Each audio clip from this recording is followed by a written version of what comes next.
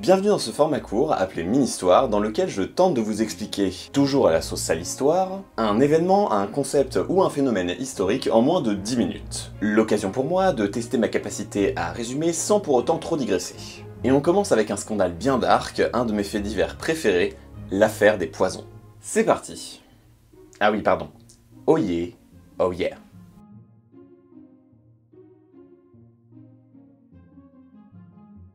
L'affaire des poisons, c'est un peu the scoop du XVIIe siècle. Aujourd'hui, le déroulé de l'enquête ferait la une de tous les journaux, tous les jours et en continu. C'est le fait divers le plus sombre et le plus passionnant du grand siècle. Il faut dire qu'il a fait tomber pas mal de têtes et qu'il a désacralisé jusqu'au plus haut sommet de l'État. Le roi de l'époque, c'est notre cher Louis XIV. Dans les années 1670, il est au sommet de sa gloire. Il sort victorieux des guerres de Hollande, il s'apprête à finir Versailles où il va faire bouger toute la cour et le gouvernement. Il est déjà vu comme un mécène émérite et il cultive à fond cette image de grand roi d'Europe. En gros, c'est un peu la rosta du moment. Et plus dure sera la chute. L'affaire des poisons commence en 1672 par la mort d'un officier de cavalerie lambda appelé Gaudin de Sainte-Croix. Comme il est endetté jusqu'au cou, ses créanciers s'empressent de réclamer leur dû aux autorités et son domicile est perquisitionné. On y retrouve alors une cassette, c'est-à-dire une petite boîte contenant des lettres et des fioles un peu suspectes. Vous voyez où je veux en venir. C'est du poison. Dans les documents retrouvés, deux personnages importants sont mis en cause. Tout d'abord la marquise de Brinvilliers, une aristocrate qui reconnaît des dettes à Gaudin de Sainte-Croix contre des fioles de poison qu'elle a utilisées pour faire assassiner son père puis ses frères pour toucher l'héritage familial. Une fille bien. Et Pierre-Louis Reich de Penautier qui est un personnage un peu important puisqu'il est receveur général du clergé. En gros, il collecte l'impôt de l'église pour le compte du roi de France. Lui aussi reconnaît des dettes à Sainte-Croix. Et on commence à établir un lien lorsqu'on se rend compte que Penautier est arrivé à son titre prestigieux parce que tous ses rivaux sont morts un à un de mort suspecte. Quel curieux concours de circonstances. À peine grillé Penautier. Comme des personnages importants y sont mêlés, dès le départ, Louis XIV va suivre l'affaire de près. Les meilleurs agents du royaume sont mis sur le coup pour accélérer l'enquête, et notamment Gabriel Nicolas de la Reynie. Il est lieutenant général de police de Paris. C'est un peu le Didier l'Allemand de l'époque. Et il va bien se donner la Reynie, hein, un vrai Sherlock Holmes. Après une véritable chasse à l'homme, d'abord en Angleterre puis en Belgique, on finit par retrouver la marquise de Brinvilliers dans un couvent à Liège. On va la juger ainsi que Penautier en 1673. Madame de Sévigné, célèbre épistolière de l'époque, racontera dans ses lettres tout le déroulé de l'enquête qui, je cite, occupe le tout Paris. 3 ans plus tard, à l'issue du procès, en 1676, la marquise de Brinvilliers et Penautier sont reconnus coupables. La marquise est condamnée à la décapitation et Penautier va être enfermé pendant un temps. La mise à mort publique de la marquise de Brinvilliers sera d'ailleurs un spectacle que tout le monde viendra admirer en place de Grève. C'est l'actuelle place de l'Hôtel de Ville pour info. Et bah oui, à l'époque, les exécutions publiques étaient un divertissement qu'il ne fallait absolument pas manquer. Fallait vraiment avoir rien d'autre à foutre. L'histoire aurait pu en rester à cette affaire un peu macabre, certes, mais isolée. Et d'ailleurs, ça va se tasser pendant 3 ans.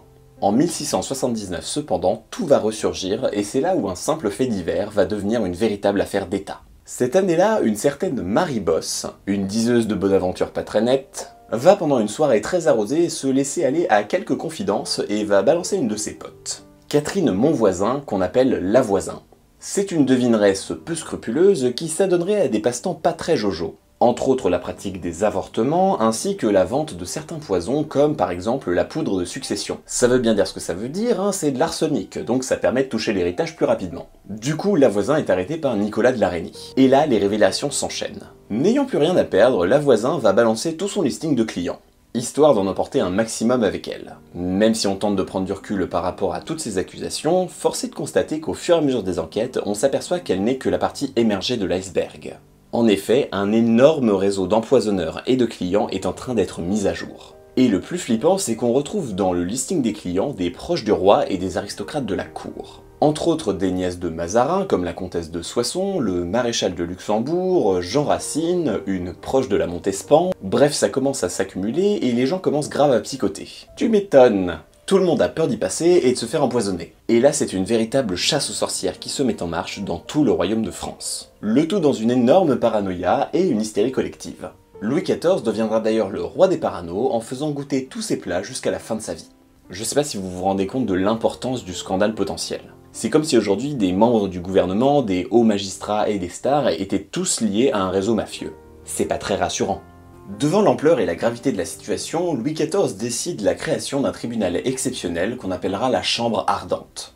Et il demande à ce que personne ne soit épargné, histoire que ça serve d'exemple. Vénère, loulou, hein? Bah ouais, quand t'es le roi soleil, représentant de Dieu sur Terre, tu peux pas laisser un réseau d'empoisonneurs sévir. Le poison, c'est de la magie noire, et la magie noire, c'est le diable. Donc Louis XIV en fait une affaire personnelle. Pendant 3 ans, les inculpations vont s'enchaîner, montant à près de 442 le nombre de personnes accusées de tremper dans l'histoire. Dans tout ça, on va quand même en avoir 104 qui vont être condamnés.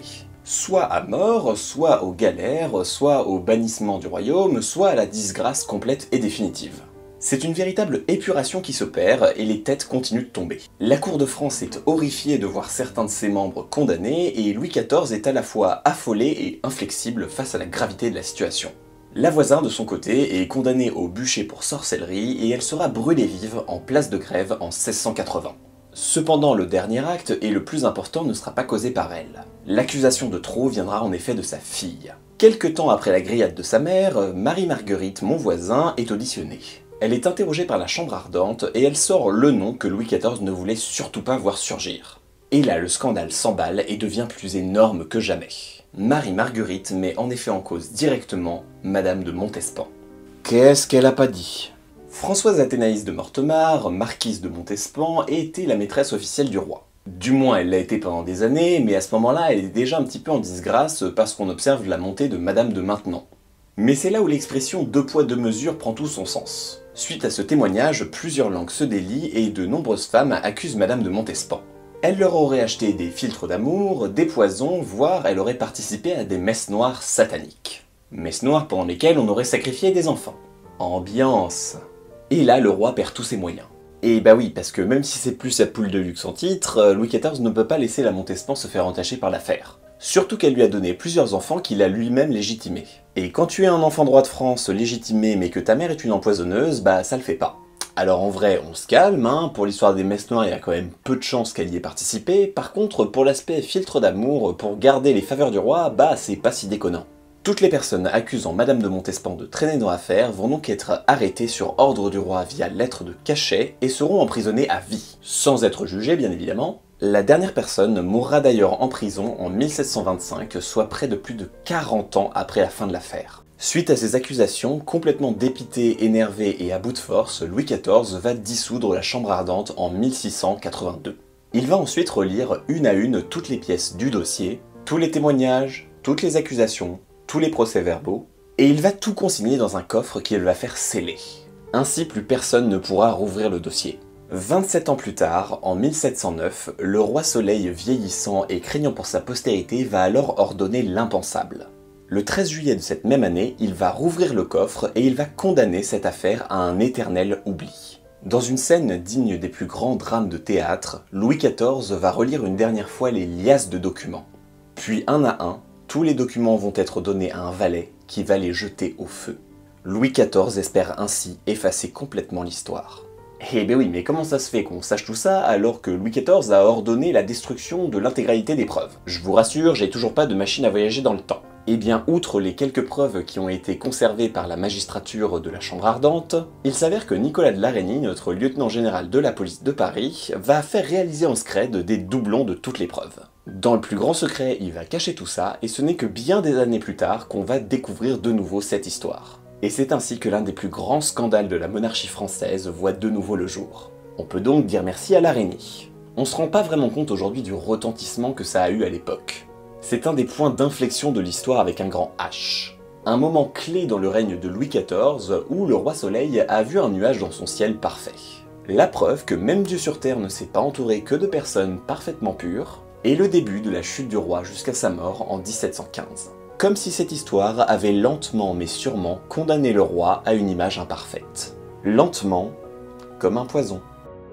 J'espère que ce format court de Sale Histoire vous aura plu, n'hésitez pas à me dire dans les commentaires ce que vous en pensez parce que je compte bien continuer mini-histoire. Un petit pouce vers le haut et un abonnement, ça fait toujours plaisir. N'oubliez pas aussi de partager la vidéo si ça vous a plu, et à très vite pour une prochaine Sale Histoire.